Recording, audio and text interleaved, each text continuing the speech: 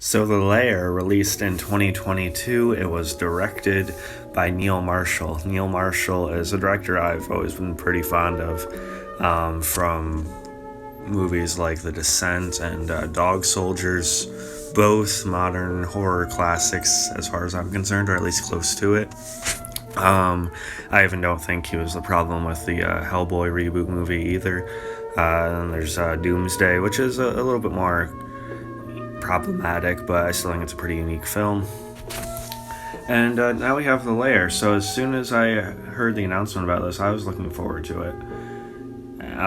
Just off of his previous work alone, I thought it was a safe bet for some, good like practical effects and violence, and hopefully some tension, and especially when I knew the premise, the setup with these soldiers being in this Russian bunker, or in and around that, so that same feeling of isolation that he did so well in, again, movies like Dog Soldiers and The Descent. I was pretty eager for it, and it was one of my more anticipated movies of 2022 at one point. So I did want to make sure I addressed that before, again, hopefully doing my 2022 movie ranking in the next week or so. It was also wrote by Neil Marshall, and co-wrote by the film star Charlotte Kirk. And so I already basically explained the premise to you, and it's pretty bare bones, pretty simple, but that's all it really had to be. I mean, Dog Soldiers was something similar in a sense, so I was excited to see him execute that same simplicity to a T.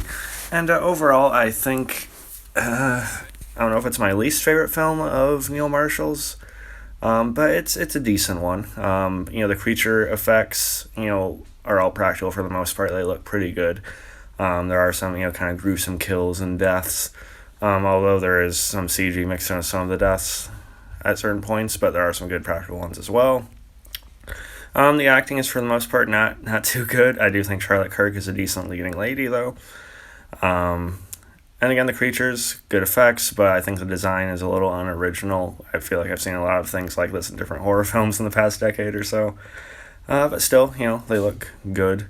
The ending, I think, is also, maybe a bit safe, but, fine for what it is.